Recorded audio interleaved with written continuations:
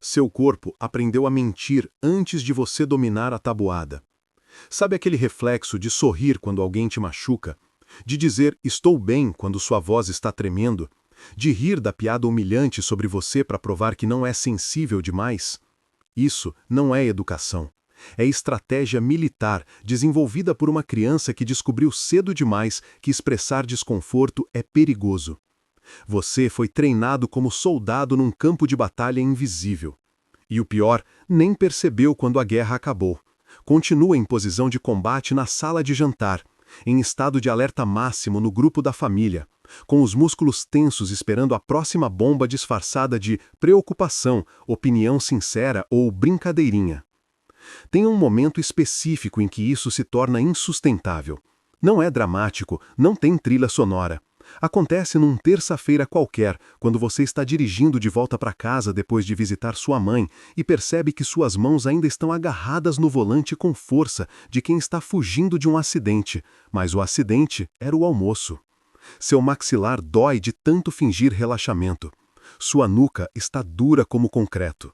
E tem uma pressão no peito que não é infarto, mas deveria ter um nome médico porque acontece toda vez que você cruza aquela porta. Toda vez que atende aquele telefone, toda vez que precisa existir dentro daquele sistema que confunde controle com cuidado. Ninguém vai dizer isso em voz alta, mas a maioria das pessoas não foge de família porque ela é abertamente violenta, foge porque ela é sufocante de um jeito aceitável socialmente. Do tipo que te abraça forte demais e torce seu braço no processo. Do tipo que diz, eu só quero o seu bem, enquanto define o que é bem sem te consultar. É violência silenciosa, aquela que não deixa a marca roxa, mas deixa você se sentindo errado por querer respirar longe. E o corpo? O corpo é a primeira testemunha que você não pode subornar. Ele não aceita suas desculpas, não compra sua lealdade, não se convence com o discurso de mas é família. Ele simplesmente começa a entrar em pane, gastrite sem razão aparente, enxaqueca todo fim de semana, aquela gripe que só ataca em véspera de reunião familiar, crises de choro no chuveiro que você não sabe explicar. Não é frescura, não é falta de gratidão, não é você sendo fraco. É seu organismo tentando te dizer em língua de emergência aquilo que sua boca tem medo de admitir. Esse amor está te matando aos poucos. Porque ninguém te contou que existe amor tóxico vindo de quem te criou, que existe afeto que adoece, que existe vínculo que precisa ser cortado para você sobreviver inteiro. E quando essa verdade finalmente te atinge, não como conceito bonito de internet, mas como revelação brutal às 3 da manhã, algo dentro de você toma uma decisão sem pedir permissão. Não é a alma que foge, é a vontade de continuar morrendo devagar que finalmente desiste de você. Você já reparou que nunca assinou nenhum contrato, mas vive pagando prestações? Ninguém te entregou um documento dizendo você é oficialmente responsável pela felicidade emocional desta casa. Mas de alguma forma você sabe exatamente quando precisa desviar de assunto. Quando deve rir para aliviar a tensão. Quando tem que ser pequeno para caber no humor de todo mundo. Isso não foi ensinado em palavras, foi inscrito em você como tatuagem invisível. Chamaram de respeito, disseram que era amor, mas era medo. Medo de decepcionar, de ser excluído, de perder o pouco de aceitação que você tinha se ousasse ser inconveniente. Então, você aprendeu a lei não escrita. Sua função é manter a paz. Não importa o preço, não importa se o preço é você. Tem gente que passa 40 anos da vida achando que está sendo bondosa, quando, na verdade, está apenas obedecendo um roteiro que memorizou antes de amarrar o próprio tênis. Um roteiro que diz, não questione, não incomode, não cresça demais, não brilhe mais que os outros, não seja feliz de um jeito que exponha a infelicidade deles. E o mais perverso? Você defende esse sistema, com unhas e dentes. Porque questionar a lealdade parece traição. Porque reconhecer que você foi usado parece ingratidão. Porque admitir que o amor que você recebeu era condicionado parece negar todo o esforço que fizeram por você. Só que esse esforço veio com juros, altíssimos.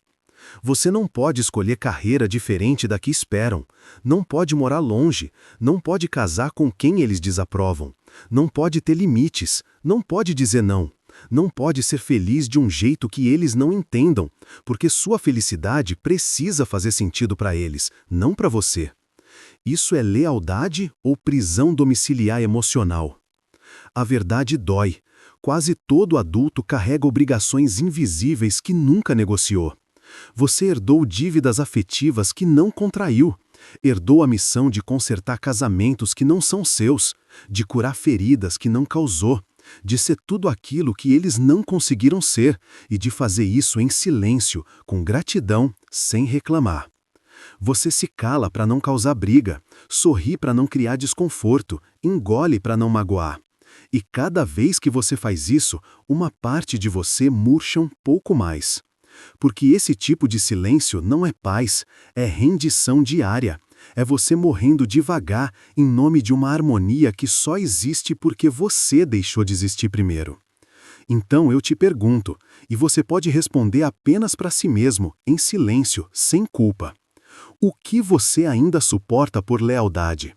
Que partes de você já morreram para não decepcionar ninguém? E quanto tempo você ainda pretende pagar por um amor que deveria ser gratuito? Seu corpo é mais honesto que sua boca. Enquanto você diz está tudo bem, ele está tendo uma crise de pânico na esquina.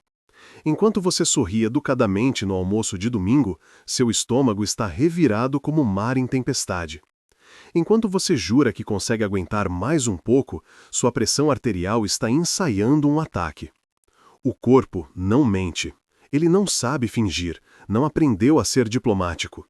Ele é a primeira testemunha que se recusa a colaborar com a sua negação. Sabe aquela sensação de peso no peito que aparece do nada? Não é do nada. É o corpo gritando em código Morse que você está num ambiente errado. Aquela dor de cabeça que surge toda vez antes de encontro familiar não é coincidência. É o sistema nervoso mandando telegrama, perigo à vista. Insônia crônica às 3 da madrugada é a hora em que o corpo finalmente consegue falar sem você interromper com lógica, justificativa ou culpa. É quando ele senta na beirada da sua cama e diz: precisamos conversar sobre o que você está fazendo conosco. Porque o corpo guarda tudo. Cada frase engolida vira nó na garganta. Cada vontade de gritar vira gastrite. Cada limite não colocado vira tensão muscular crônica. Ele arquiva tudo que você tenta esquecer e cobra juros em forma de sintomas que médico nenhum consegue explicar. Você faz todos os exames, tudo normal, mas você não está normal. Está exausto, está doendo, está travado. E aí vem aquela frase que destrói: deve ser psicológico. Como se psicológico não fosse real. Como se o que não aparece no raio-x não pudesse te matar devagar. A verdade é que o corpo é a primeira alma que pede socorro. Ele é o único que não tem medo de parecer exagerado, sensível demais ou ingrato. Ele simplesmente reage. E quando ele reage, não está inventando drama, está tentando te salvar de você mesmo. Porque você foi condicionado a ignorar sinais, a empurrar desconforto para baixo do tapete, a classificar dor como frescura. Mas o corpo não aceita acordo, não espera você estar pronto para ouvir. Ele fala no volume que for necessário até você prestar atenção. Ansiedade não é defeito de fábrica, é alarme de incêndio tocando porque tem fogo de verdade em algum lugar da sua vida. Depressão não é falta de gratidão, é o organismo entrando em greve porque você está trabalhando em condições desumanas emocionalmente. Seu corpo não é seu inimigo, ele é a única parte de você que nunca traiu você. Então talvez seja a hora de parar e perguntar: o que ele está tentando me dizer? E mais importante, por que tenho tanto medo de ouvir? Respire agora, devagar.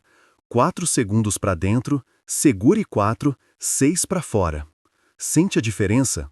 Isso é o corpo voltando para casa. Esse é o único lugar onde a verdade não precisa de permissão para existir. Há amores que pedem sua presença, e há amores que pedem sua obediência. A diferença é simples. Um quer você por perto, o outro quer você controlado. Um te convida, o outro te convoca. Um respeita sua ausência, o outro pune sua independência. Você aprendeu muito cedo que "eu te amo" vinha acompanhado de condições não impressas, no verso da frase. Te amo se você obedecer. Te amo se não me contrariar. Te amo se você for exatamente o que preciso que você seja para eu me sentir seguro. Isso não é amor, é contrato de prestação de serviços emocionais. Mas ninguém te explicou isso quando você era criança. Então, você aceitou como normal. Aceitou que amar era ceder, que ser amado era ser conveniente, que manter o vínculo significava abrir mão de partes de você até caber no espaço que te reservaram. E o pior, você chamou isso de família, de lealdade, de respeito.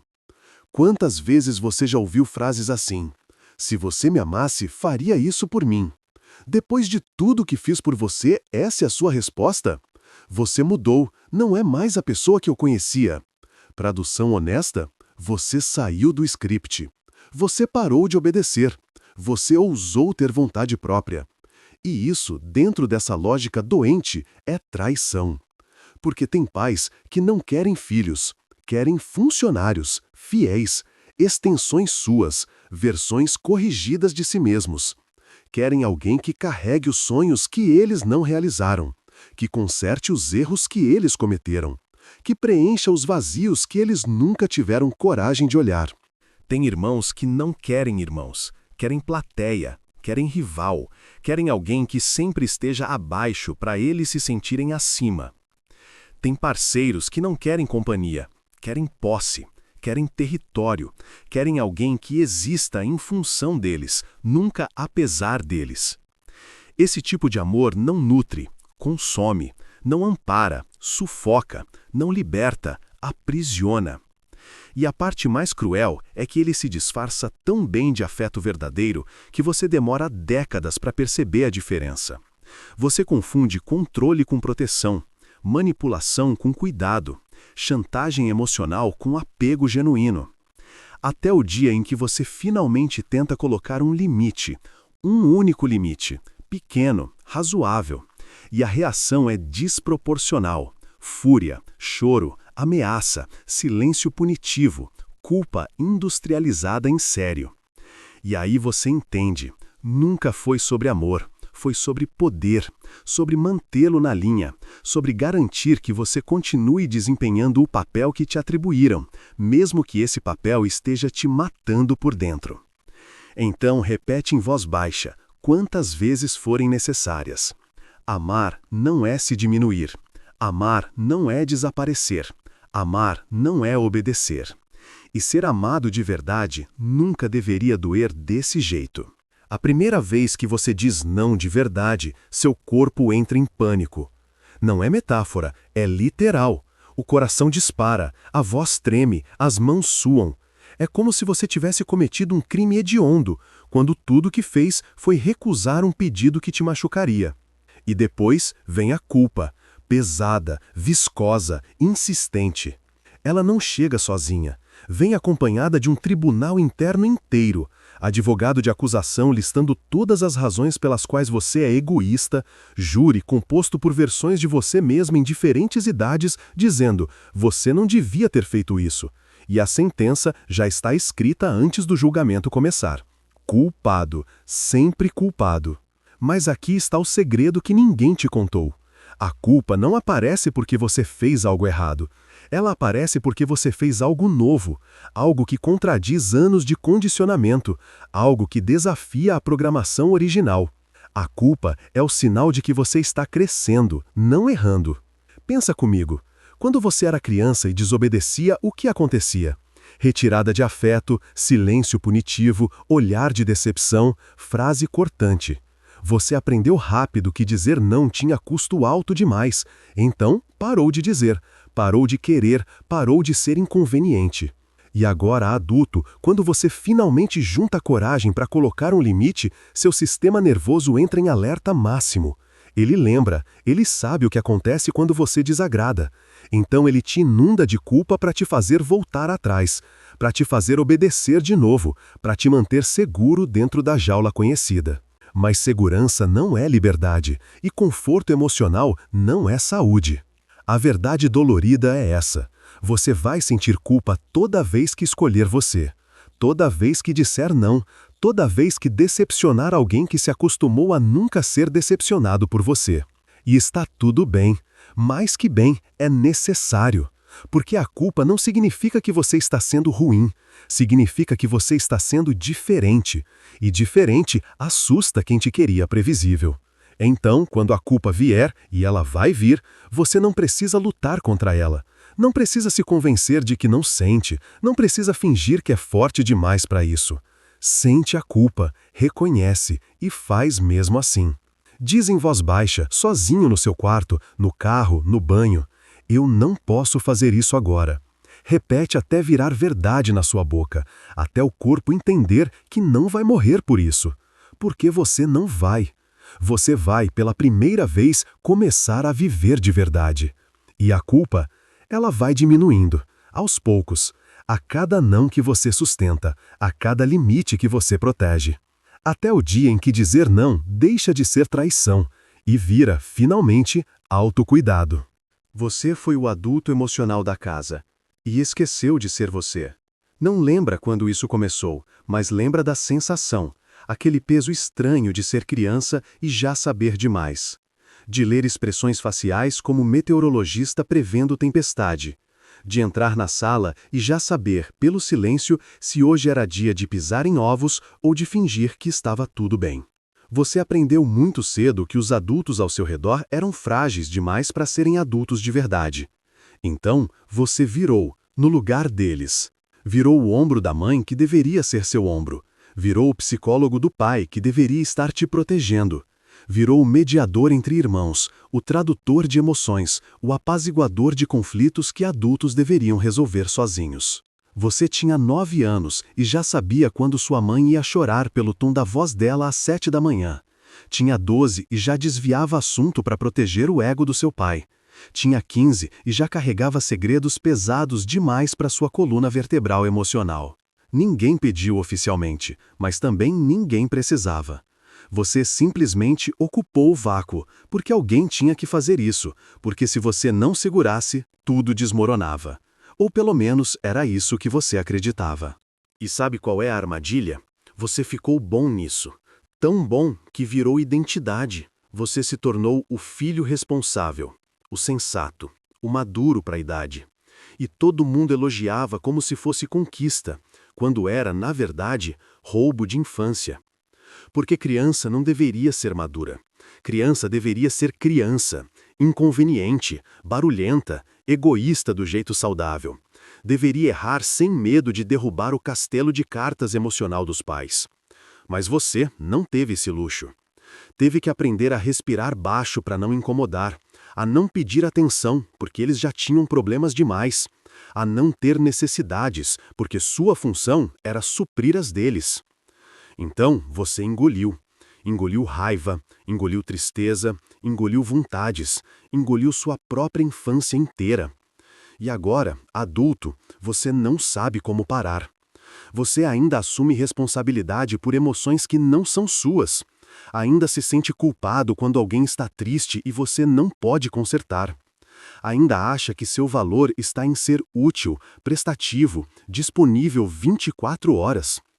Você esqueceu que pode precisar de cuidado também, que pode ser vulnerável, que pode simplesmente não estar bem, e isso não significa que você está falhando. Então pega papel e caneta agora, ou abre o bloco de notas do celular, e lista 3 responsabilidades que nunca foram suas, 3 pesos que você carrega que nunca te pertenceram, 3 papéis que você pode finalmente devolver para os verdadeiros donos. Esse é o primeiro passo para se encontrar de novo, não como função, como pessoa. Existe um silêncio que é rendição, e existe um silêncio que é revolução. A diferença está no motivo. Quando você se cala por medo, o corpo trava, a respiração fica curta, os ombros sobem até quase tocar as orelhas.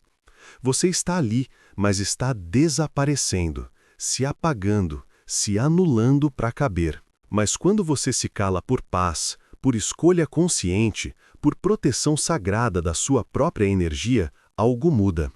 O corpo relaxa, a respiração desce para o abdômen, os ombros caem naturalmente. Você está ali, inteiro, apenas escolhendo não desperdiçar palavras onde elas não vão germinar. Esse é o momento em que a alma começa a voltar para casa. Não é fuga, não é covardia, não é desistência. É discernimento, é maturidade espiritual. É finalmente entender que você não precisa estar presente em todas as batalhas. Que silêncio estratégico não é omissão, é sabedoria. Que preservar sua energia não é egoísmo, é sobrevivência. Você percebe isso num momento específico e íntimo. Quando alguém tenta te fisgar com a provocação de sempre e você simplesmente não morde a isca. Não porque engoliu a raiva, mas porque genuinamente não vale mais seu tempo emocional. Quando alguém tenta te fazer sentir culpa e você reconhece a manipulação com clareza cirúrgica e ainda assim não sente necessidade de se defender. Porque você sabe quem você é e não precisa mais convencer ninguém disso. Quando você cancela o almoço de domingo e não sente aquele aperto no peito, sente alívio, puro, limpo, sem culpa correndo atrás. Isso é a alma se reagrupando, se recompondo, se lembrando do próprio nome depois de anos respondendo apenas por função. E o interessante é que as pessoas percebem, mesmo sem você dizer uma palavra. Elas sentem que algo mudou. Tentam te puxar de volta para o papel antigo. Fazem drama, acusam você de estar diferente, distante, frio. E você está mesmo, diferente. Mas não da forma ruim que elas sugerem. Você está diferente porque finalmente parou de se queimar para manter os outros aquecidos. Porque entendeu que você não é combustível, é fogo também. E fogo precisa de espaço para respirar, precisa de ar, precisa de distância do que tenta apagá-lo. Então, quando vier a acusação de que você mudou, de que não é mais a mesma pessoa, respire fundo e diga baixinho para você mesmo: graças a Deus, porque a pessoa que você era antes estava morrendo devagar. E a que você está se tornando finalmente aprendeu que existir não é negociável. A alma não some, ela só muda de endereço. E o novo endereço não aceita visita sem avisar. Você não rompe com a família, você rompe com a dor que herdou dela. Essa é a diferença que ninguém explica quando você finalmente decide mudar. As pessoas vão achar que você está abandonando laços de sangue. Vão dizer que você ficou arrogante, egoísta, que a terapia te deixou contra a família. Mas a verdade é outra. Você não está rompendo com pessoas, está rompendo com padrões, com dinâmicas tóxicas que se repetem há gerações, com a herança invisível de culpa, manipulação e amor condicionado que foi passada de avô para pai, de pai para você e que você finalmente decidiu não passar adiante. Romper o ciclo não é virar as costas, é virar a página. E isso, estranhamente, dói mais do que você imaginava, porque tem uma parte de você que ainda espera que eles entendam, que reconheçam, que digam: você tem razão, a gente errou, vamos mudar juntos.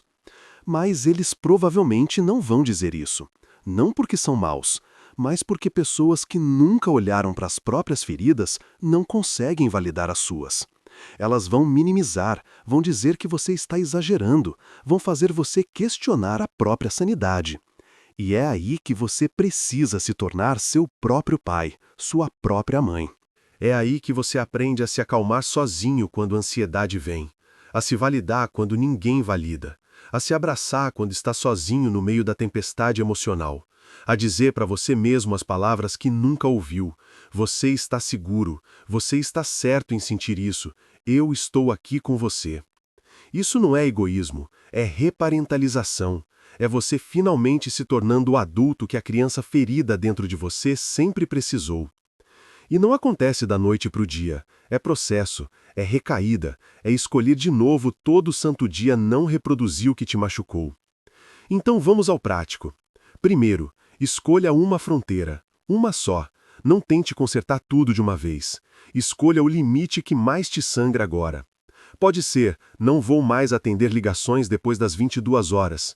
Pode ser, não vou mais justificar minhas escolhas de vida. Pode ser, não vou mais passar feriados inteiros em ambientes que me adoecem. Segundo, proteja essa fronteira como se sua vida dependesse disso, porque depende. Quando tentarem invadir, e vão tentar, você respira fundo e sustenta, sem se explicar demais, sem pedir desculpas, sem negociar o inegociável. Terceiro, reforce com gentileza, não com agressividade, não com culpa do outro lado, apenas com firmeza tranquila. Eu entendo que você não concorda, mas essa é minha decisão. E pronto, você acabou de plantar a primeira semente de uma árvore genealógica diferente.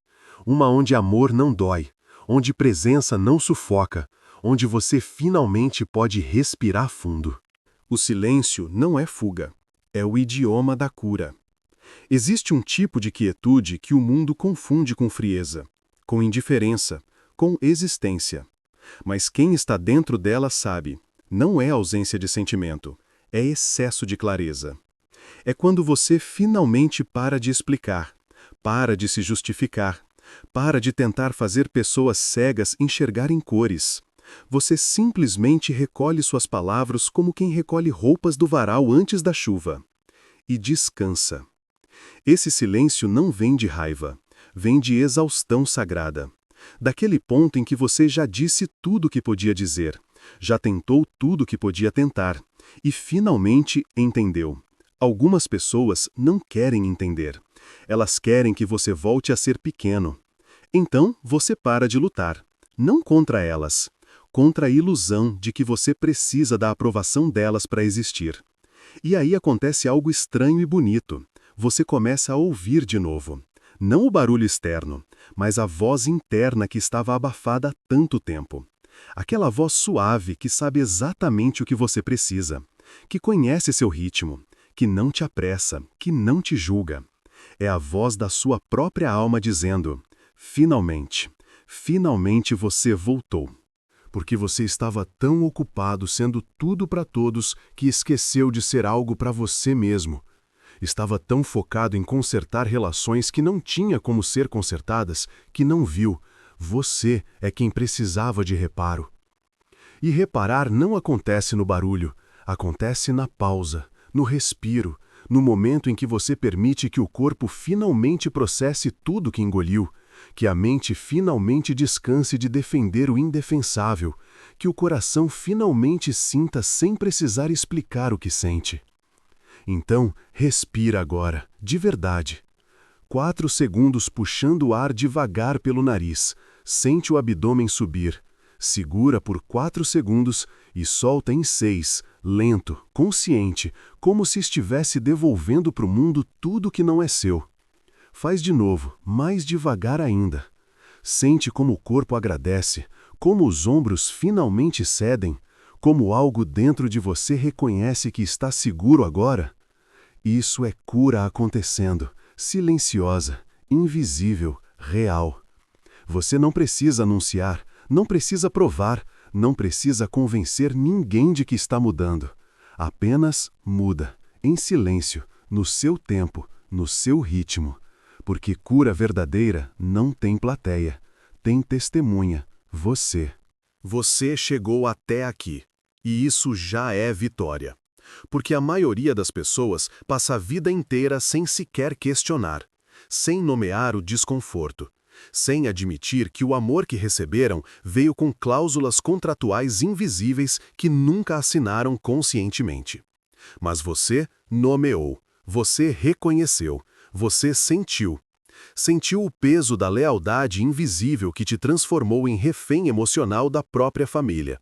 Sentiu o corpo gritando em língua de sintoma tudo que sua boca tinha medo de dizer. Sentiu a diferença brutal entre amor que nutre e amor que cobra obediência. Você entendeu que a culpa de colocar limite não é sinal de erro, é sintoma de crescimento. Prova de que você finalmente está escolhendo você. Reconheceu que foi o adulto emocional quando ainda deveria estar brincando de esconde-esconde, que carregou responsabilidades que nunca foram suas, que sustentou estruturas que deveriam te sustentar. E finalmente percebeu: A alma que se retira não está fugindo, está se salvando.